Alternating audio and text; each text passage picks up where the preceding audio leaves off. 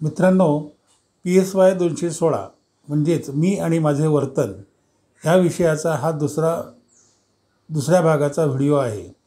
या भागामध्ये आपण पुस्तक दुसरे विचारप्रक्रिया आणि व्यक्तिभेद आणि पुस्तक तिसरे प्रेरणा व भावना ह्या दोन पुस्तकांची ओळख करून घेणार आहोत.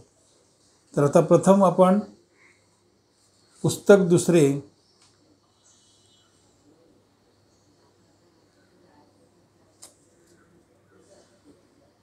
विचारप्रक्रिया आणि व्यक्तिभेद याची सुरुवात करूया.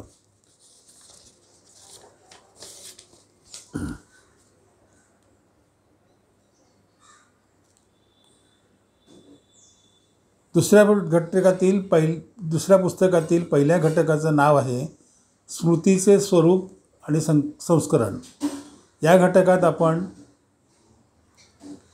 अल्पकालीन व दीर्घकालीन स्मृती म्हणजे काय, धारणा म्हणजे काय, धारणा मूल्यमापन पद्धती म्हणजे काय, तसेच स्मृती म्हणजे काय, स्मृतीवर परिणाम करणारे घटक कोणते इत्यादी मुद्द्यांचा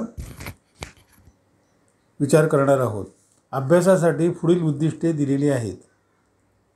1. स्मृती या संकल्पनेचा अर्थ व व्याख्या स्पष्ट करता येणे. 2. स्मृतीविषयक सिद्धांताची माहिती सांगता येणे. 3. अल्पकालीन व दीर्घकालीन स्मृतींची माहिती देता येणे. 4. धारणेच्या पद्धती व मापनाचे विवेचन करता येणे. 5. संस्करण म्हणजे काय, विविध टप्पे कोणते ते सांगता येणे. आणि 6वं उद्दिष्ट आहे स्मृती संकेतन आणि स्मृती संघटन प्रक्रियांची माहिती सांगता येणे. या उद्दिष्टांच्या आधारावर स्मृतीची व्याख्या सांगून तिच्या अवस्था स्पष्ट करा हा प्रश्न मे 2007, मे 2010 आणि मे 2011च्या परीक्षांमध्ये विचारला गेला. तसेच धारणा म्हणजे काय,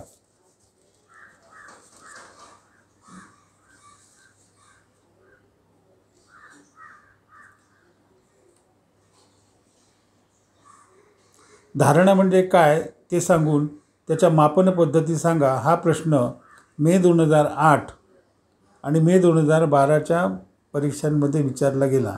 असेच उद्दिष्टांवर आधारित इतर काही महत्त्वाचे प्रश्न मार्गदर्शकामध्ये समाविष्ट केलेले आहेत.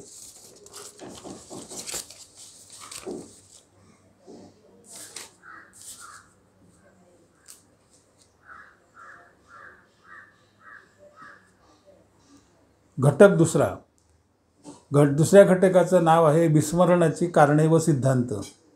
या घटकामध्ये आपण विस्मरण म्हणजे काय, विस्मरण का होते, विस्मरणाची कारणे कशी टाळता येतील, विस्मरणाची कारणे कोणती, तसेच विस्मरणाचे सिद्धांत कोणते इत्यादी प्रश्नांचा विचार करणार आहोत. अभ्यासासाठी पुढील उद्दिष्टे देण्यात आलेली आहेत. 1. विस्मरण म्हणजे काय ते स्पष्ट करता येणे. 2. विस्मरणाच्या विविध सिद्धांताचे विवेचन करता येणे. आणि 3रं उद्दिष्ट आहे शरीरशास्त्रीय आणि मानसशास्त्रीय स्मृतीनाशाची कारणे सांगता येणे.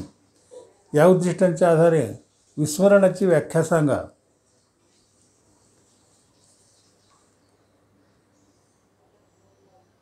हा प्रश्न नोव्हेंबर 2006 आणि मे 2007मध्ये विचारला गेला. त्याचप्रमाणे विस्मरणाचे सिद्धांत सांगा हा प्रश्न नोव्हेंबर 2006, मे 2007 आणि ऑक्टोबर 2009च्या अंतिम परीक्षांमध्ये विचारला गेला.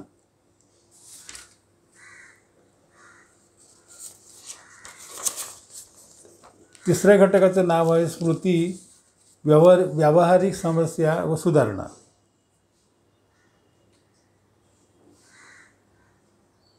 स्मृती व्यावहारिक समस्या व सुधारणा या घटकात आपण विस्मरण हे नैसर्गिक आहे, ते टाळता येते, व्यवहारात विस्मरणामुळे अडचणी येतात, व्यावसायिक समस्या निर्माण होतात, स्मृती सुधारण्यासाठी उपाय करावे लागतात इत्यादी मुद्द्यांचा विचार करणार आहोत. अभ्यासासाठी पुढील उद्दिष्टे दिलेली आहेत. 1. विस्मरणामुळे निर्माण होणाऱ्या समस्या स्पष्ट करता येणे. 2. सुधारणात्मक उपायांनी स्मृती कशी सुधारावी ते सांगता येणे. 3. विविध स्मृती सुधारक तंत्राची माहिती सांगता येणे. आणि चौथं उद्दिष्ट आहे परिणामकारक अध्ययन पद्धतीची माहिती सांगता येणे. या उद्दिष्टांच्या आधारावर स्मृती सुधारण्यासाठी कोणकोणत्या उपायांची योजना करावी हा प्रश्न मे 2012 आणि मे 2013 आणि मे 2016च्या परीक्षांमध्ये विचारला गेला होता. असेच महत्त्वाचे प्रश्न मार्गदर्शकात दिलेले आहेत. चौथ्या घटकाचं नाव आहे विचार प्रक्रिया.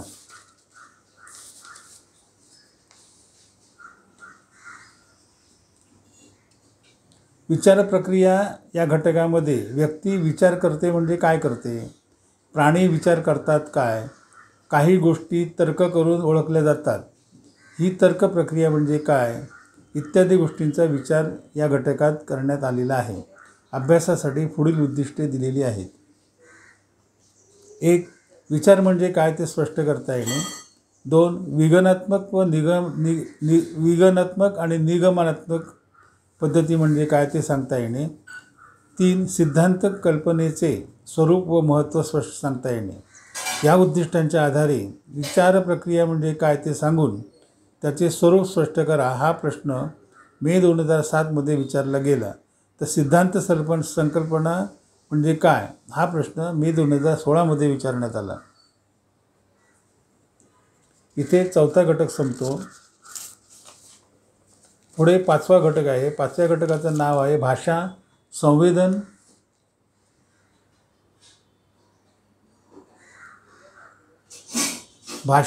संवेदन आणि भाषेतील चिन्हे व प्रतीके. या घटकात आपण मनातील विचार सांगण्याच्या जिज्ञासेपोटी मानवाने भाषा निर्माण केली. शब्दांबरोबरच चिन्हे, प्रतीके व प्रतिमा यांचा वापर केला. संकल्पना, संपादन, विकास हा बाल्यावस्थेतच सुरू होतो. मुले भाषा कशी शिकतात, त्यांच्या सुरुवातीच्या संकल्पना कशा असतात, वाढत्या वयाबरोबर त्यात बदल कसे होतात इत्यादी मुद्द्यांचा विचार आपण करणार आहोत. अभ्यासासाठी पुढील उद्दिष्टे देण्यात आलेली आहेत. 1. भाषा म्हणजे काय ते सांगता येणे. भाषा विकासाचं स्वरूप स्पष्ट करता येणे. 2. भाषा विकासावर परिणाम करणाऱ्या घटकांचं वर्णन करता येणे. 3. भाषिक संवेदन कसे होते ते सांगता येणे. 4. भाषा आणि विचार यांचा संबंध स्पष्ट करता येणे. आणि 5वं उद्दिष्ट आहे चिन्हे, प्रतिमा आणि संकल्पना यांचा विचारांशी असलेला संबंध स्पष्ट करता येणे. या उद्दिष्टांच्या आधारावर भाषा म्हणजे काय ते सांगून भाषा विकासावर परिणाम करणारे घटक लिहा हा प्रश्न मे 2013 आणि 2015च्या परीक्षांना विचारला गेला. तसेच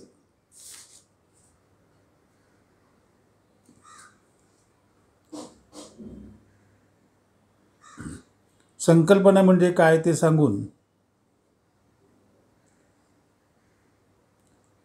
संकल्पना संपादनावर परिणाम करणारे घटक लिहा हा प्रश्न मे 2009, मे 2010 आणि मे 2011च्या परीक्षांमध्ये विचारला गेला. असेच उद्दिष्टांवर आधारित महत्त्वाचे प्रश्न मार्गदर्शकात सामावलेले आहेत.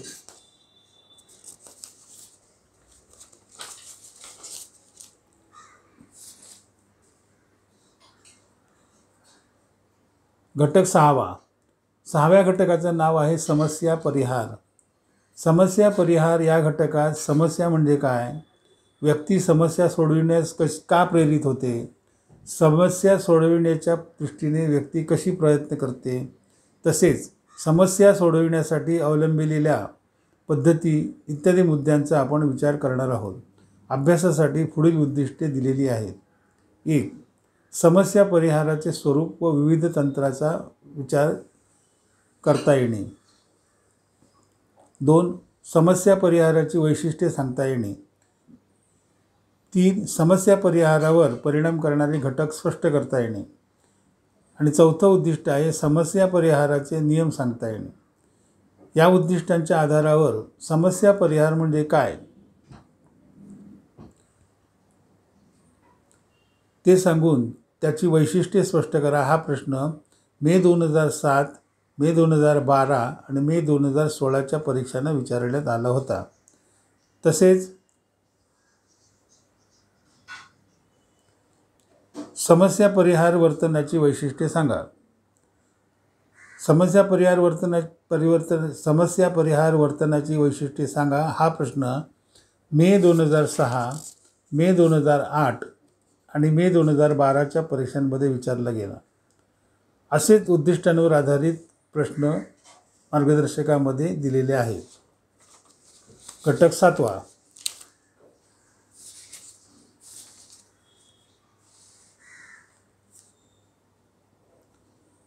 सातव्या घटकाचं नाव आहे सर्जनशीलता. सर्जनशीलता या घटकामध्ये जीवनाच्या विविध अंगांमध्ये सर्जनशीलता आढळते. साहित्य, कलाकृती, संगीत, नाट्य, कथा, कविता तसेच विविध शास्त्रे यांची पाळीमुळे या सर्जनशीलतेत आढळतात. सर्जनशील विचारांचा अभ्यास या घटकात करणार आहोत. अभ्यासासाठी पुढील उद्दिष्टे देण्यात आलेली आहेत. 1. सर्जनशील विचारांचा मानसशास्त्रीय अर्थ स्पष्ट करता येणे. 2. सर्जनशीलतेची मूल्ये व व्यक्तीची लक्षणे स्पष्ट करता येणे. 3. सर्जनशीलतेच्या स्थित्यंतरावर परिणाम करणाऱ्या घटकांचे वर्णन करता येणे. 4. सर्जनशीलतेतील अडथळे कोणते व संवर्धनासाठी काय करता येईल ते सांगता येणे. आणि 5वं उद्दिष्ट आहे सर्जनशील विचारांच्या अवस्था स्पष्ट करता येणे. या उद्दिष्टांच्या आधारावरून सर्जनशीलतेची व्याख्या सांगून वैशिष्ट्ये सांगा हा प्रश्न मे 2007मध्ये विचारला गेला. तसेच सर्जनशीलतेवर कोणत्या घटकांचा प्रभाव पडतो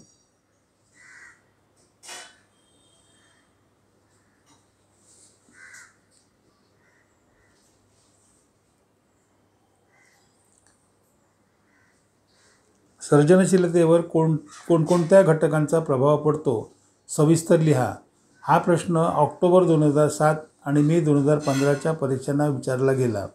अशाच प्रकारचे उद्दिष्टांवर आधारित इतर काही महत्त्वाचे आणि संभाव्य प्रश्न आणि त्यांची उत्तरे मार्गदर्शकात दिलेली आहेत.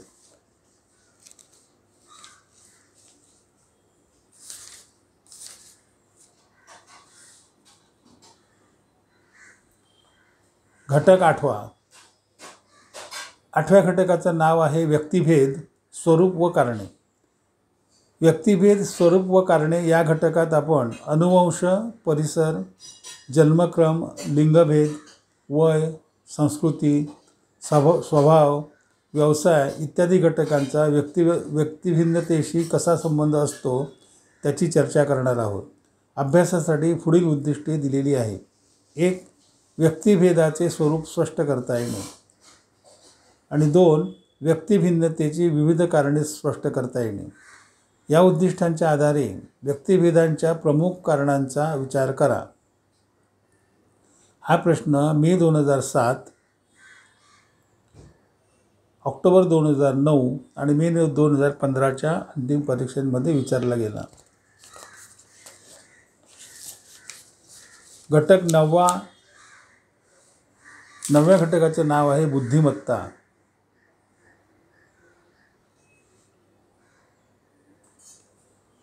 बुद्धिमत्ता या घटकात आपण बुद्धिमत्ता म्हणजे काय, बुद्धिमत्तेचे स्वरूप कसे असते, बुद्धीबाबतचे विविध सिद्धांत कोणते, मानसशास्त्रज्ञांनी बुद्धीचा विचार कोणत्या दृष्टिकोनातून केला, तसेच बुद्धिमापन, मानसिक विकास व त्याची मर्यादा इत्यादी गोष्टींचा विचार करणार आहोत. अभ्यासासाठी पुढील उद्दिष्टे दिलेली आहेत. 1. बुद्धिमत्तेची संकल्पना व विविध सिद्धांत स्पष्ट करता येणे. 2. बुद्धिमापन चाचण्यांची माहिती देता येणे. 3. असामान्य, सामान्य व मनोदुर्बल व्यक्तींची वैशिष्ट्ये सांगता येणे. 4. मनोदुर्बलतेचे स्वरूप, कारणे व त्यावरील उपाय सांगता येणे. आणि 5वं उद्दिष्ट आहे असामान्य बुद्धिमत्तेचे स्वरूप स्पष्ट करता येणे. या उद्दिष्टांच्या आधारे बुद्धिमापन म्हणजे काय ते सांगून तिचे प्रकार स्पष्ट करा हा प्रश्न मे 2007, मे 2010, मे 2012 आणि मे 2015 आणि मे 2016च्या परीक्षांमध्ये विचारला गेला. त्याचप्रमाणे बुद्धिमापनाची संकल्पना व प्रकार स्पष्ट करा. हा प्रश्न मे 2007, ऑक्टोबर 2007, मे 2010, मे 2011, मे 2013, मे 2014 आणि मे 2016च्या परीक्षांमध्ये विचारला गेला होता. असेच उद्दिष्टांवर आधारित काही महत्त्वाचे प्रश्न मार्गदर्शकात दिलेले आहेत.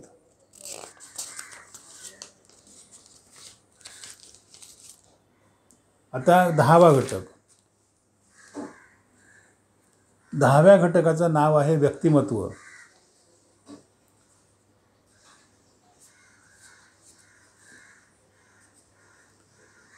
व्यक्तिमत्व या घटकात व्यक्तिमत्व म्हणजे काय, त्याचे स्वरूप, व्याख्या, व्यक्तिमत्वाचे सिद्धांत, विविध मतप्रणाली, व्यक्तिमत्व मापनाच्या चाचण्या इत्यादी गोष्टींचा विचार करणार आहोत. अभ्यासासाठी पुढील उद्दिष्टे दिलेली आहेत.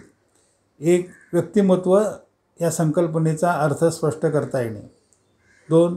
व्यक्तिमत्व विकास, त्यावर परिणाम करणारे घटक इत्यादी गोष्टी स्पष्ट करता येणे. व्यक्तिमत्वाच्या विविध सिद्धांताची माहिती सांगता येणे. आणि 4थं उद्दिष्ट आहे व्यक्तिमत्व मापनाच्या विविध पद्धतींचे वर्णन करता येणे. या उद्दिष्टांच्या आधारावर व्यक्तिमत्वाची व्याख्या देऊन व्यक्तिमत्व म्हणजे काय हे थोडक्यात सांगा. हा प्रश्न मे 2010 आणि मे 2016च्या परीक्षांमध्ये विचारला गेला. त्याचप्रमाणे व्यक्तिमत्वाच्या रचनेची माहिती द्या.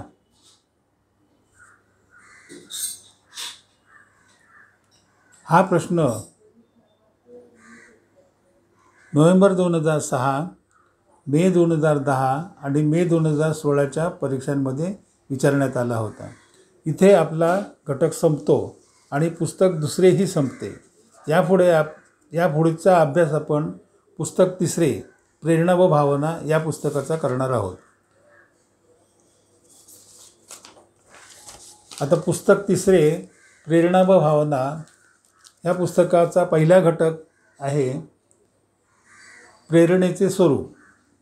या घटकामध्ये आपण प्रेरणेचे सर्वसाधारण स्वरूप, प्रेरणेची वैशिष्ट्ये, प्रेरणेचे विविध घटक, सर्वसामान्य तत्त्वे आणि मानसशास्त्रीय सिद्धांत इत्यादींची माहिती घेणार आहोत.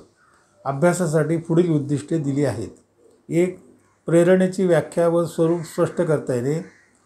प्रेरणा चक्रावर परिणाम करणाऱ्या घटकांची माहिती सांगता येणे.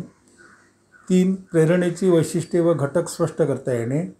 4. प्रेरणेची सामान्य तत्त्वे स्पष्ट करता येणे. आणि 5वं उद्दिष्ट आहे प्रेरणेच्या विविध उपपत्ती स्पष्ट करता येणे. या उद्दिष्टांच्या आधारे प्रेरणेची व्याख्या सांगून प्रेरणेची वैशिष्ट्ये सांगा. हा प्रश्न मे 2008 आणि मे 2016च्या परीक्षांमध्ये विचारण्यात आला. त्याचप्रमाणे मानवी प्रेरणेचे वैशिष्ट्यपूर्ण घटक कोणते ते सांगा. हा प्रश्न मे 2016मध्ये विचारला गेला. अशाच प्रकारचे उद्दिष्टांवर आधारित प्रश्न मार्गदर्शकात दिलेले आहेत. पुढे घटक 2.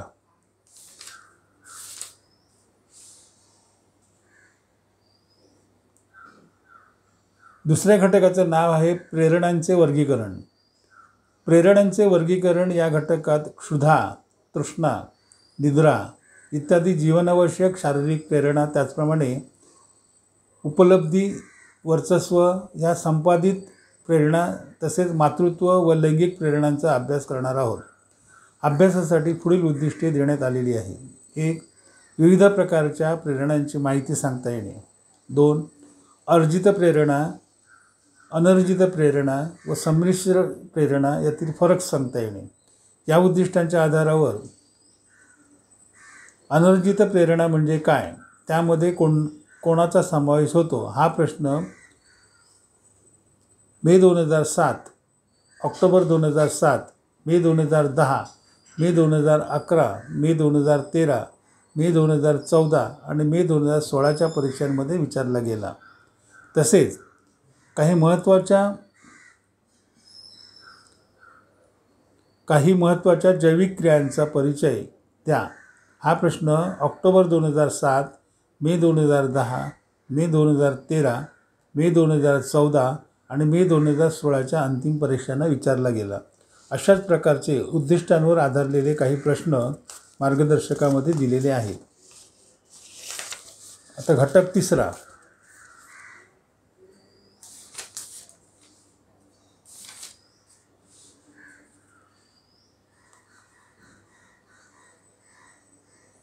घटक तिसरा नाव आहे उच्च प्रेरणा.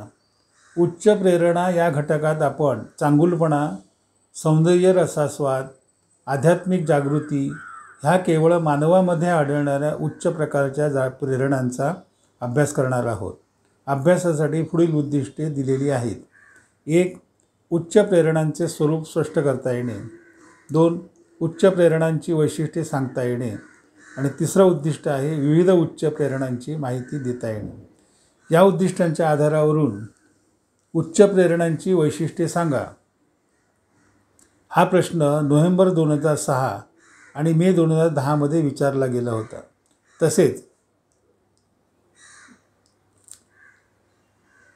विविध उच्च प्रेरणांबद्दल माहिती द्या हा प्रश्न मे 2010 आणि मे 2016च्या अंतिम परीक्षांमध्ये विचारला गेला. इथे घटक तिसरा संपतो. पुढे घटक चौथा.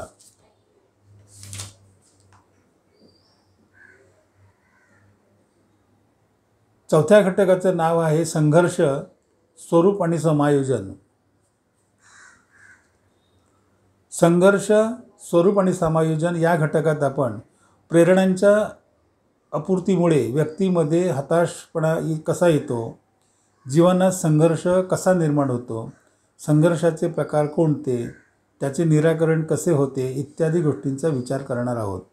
अभ्यासासाठी पुढील उद्दिष्टे देण्यात आलेली आहेत. 1. संघर्षाच्या विविध स्रोतांची माहिती सांगता येणे. 2. संघर्षाचे विविध प्रकार स्पष्ट करता येणे. आणि तिसरं उद्दिष्ट आहे संघर्ष सोडविण्याच्या प्रत्यक्ष आणि अप्रत्यक्ष मार्गाची माहिती देता येणे. या उद्दिष्टांच्या आधारे संघर्षाची व्याख्या सांगून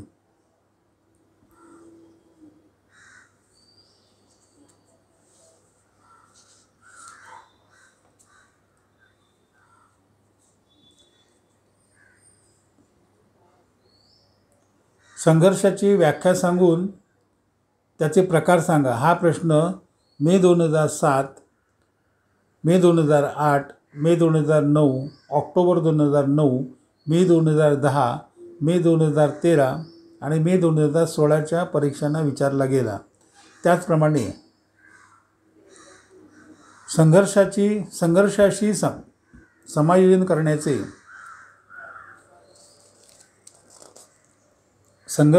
समायोजन करण्याचे किंवा संघर्ष सोडविण्याचे कोणते मार्ग आहेत ते स्पष्ट करा. हा प्रश्न नोव्हेंबर 2006, ऑक्टोबर 2007, मे 2008, ऑक्टोबर 2009, मे 2010, मे 2012, मे 2013, मे 2014 आणि मे 2016च्या परीक्षांमध्ये विचारला गेला होता. पुढे घटक पाचवा.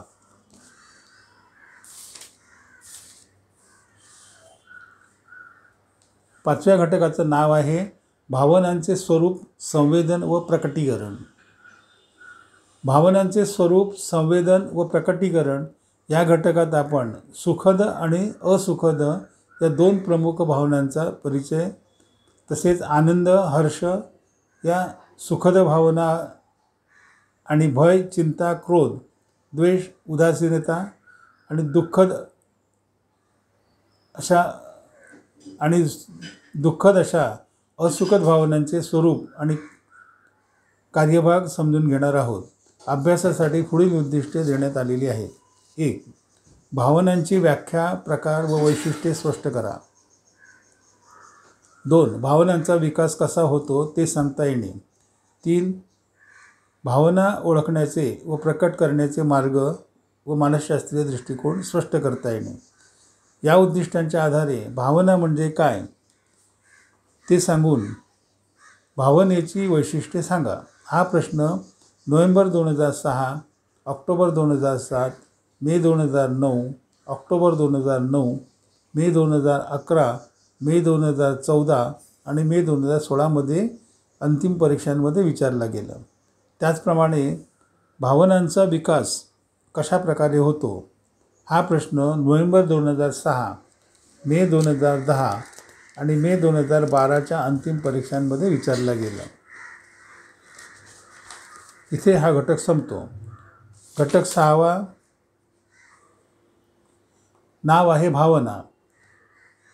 भावना या घटकामध्ये आपण सुखद आणि असुखद गटामधील प्रमुख भावनांचा परिचय करून घेणार आहोत.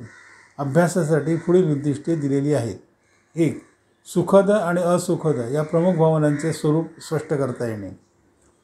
2. दैनंदिन समायोजन आणि संपन्न व्यक्तिमत्वाच्या दृष्टीने प्रमुख भावनांचे महत्त्व स्पष्ट करता येणे. या उद्दिष्टांच्या आधारे चिंता हे भीतीचेच एक विशेष स्वरूप आहे स्पष्ट करा. हा प्रश्न मे 2013 आणि मे 2015च्या अंतिम परीक्षांमध्ये विचारला गेला. त्याचप्रमाणे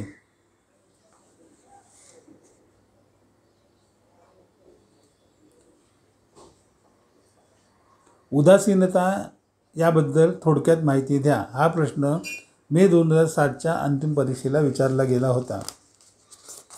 इथे घटक 6वा संपतो. आता पुढे 7व्या घटकाकडे वळूया. घटक 7व्याचं नाव आहे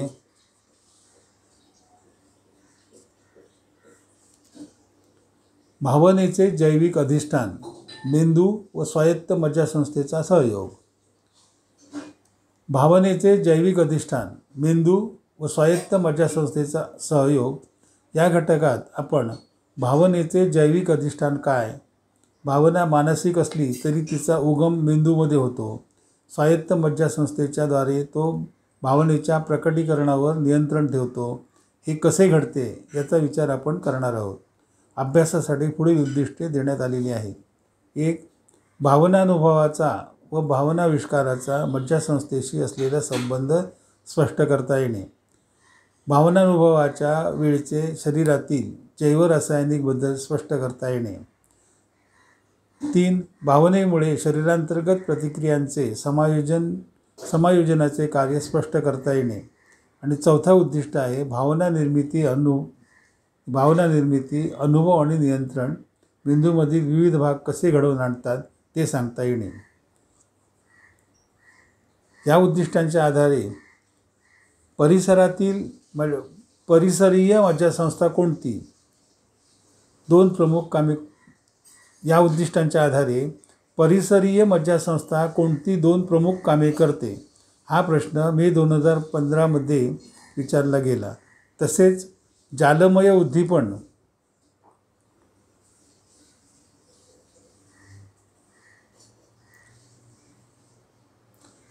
उद्दीपन यंत्रणा स्पष्ट करा हा प्रश्न मे 2015मध्ये विचारला गेला.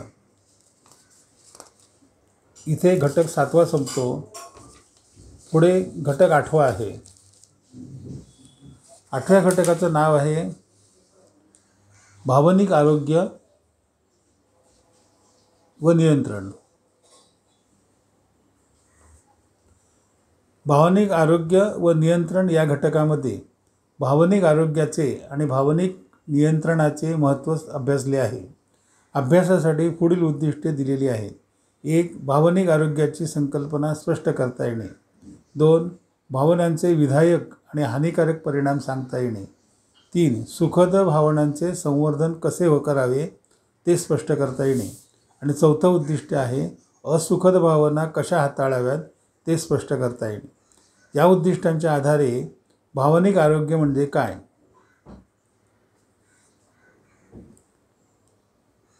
ते सांगून त्याचे विधायक परिणाम सांगा हा प्रश्न नोव्हेंबर 2006, मे 2009, मे 2015 आणि मे 2016च्या परीक्षांमध्ये विचारला गेला. त्याचप्रमाणे भावनांचे विविध हानिकारक परिणाम स्पष्ट करा.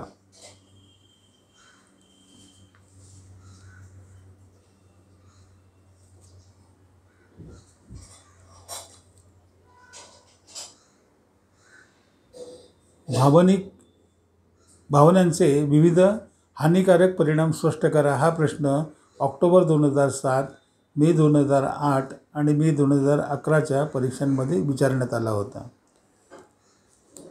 इथे आपला 8वा घटक संपतो. तसेच पुस्तक तिसरेही संपते. यापुढील भागामध्ये अनेक महत्त्वाचे प्रश्न संक्षिप्त स्वरूपात देऊन त्यांची उत्तरेही देण्यात आलेली आहे. फावल्या वेळात तुम्हाला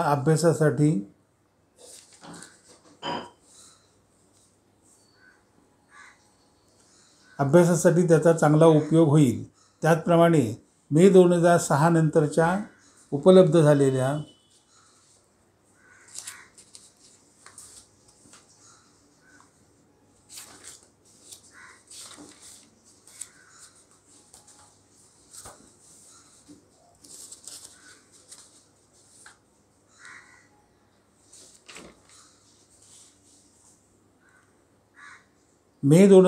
नंतरच्या उपलब्ध झालेल्या प्रश्नपत्रिकांसुद्धा सोबत जोडलेले आहेत. याबरोबरच आपला हा विषय संपला. तर मित्रांनो, PSY 216 म्हणजेच मी आणि माझे वर्तन या मार्गदर्शकाची ही झाली सविस्तर धावती ओळख. प्रत्यक्ष मार्गदर्शकात आपणास भरपूर प्रश्नांची उत्तरे व माहिती मिळेल. तर मित्रांनो, हा व्हिडिओ आपणास आवडला असल्यास लाईक करा, मित्रमंडळींमध्ये शेअर करा आणि बेल आयकॉन दाबून मुक्त विद्यापीठ सूचनापत्र चॅनल सबस्क्राईब करा. म्हणजे धमाल प्रकाशनाच्या प्रकाशित होणाऱ्या मार्गदर्शकांची माहिती आपणास सर्वप्रथम मिळेल. तसेच कॉमेंट सेक्शनच्या खाली काही लिंक्स दिल्या आहेत, त्या अवश्य पहा. म्हणजे धमाल प्रकाशनाच्या सर्व मार्गदर्शकांची माहिती आपणास प्रथम मिळेल. तसेच पुस्तक विक्रेत्यांची माहितीही उपलब्ध होईल. तर मग विद्यार्थी मित्रांनो, पुन्हा भेटू PSY 217 म्हणजे बालसंगोपन आणि बालविकास या विषयाच्या नव्या व्हिडिओत. तोपर्यंत धन्यवाद.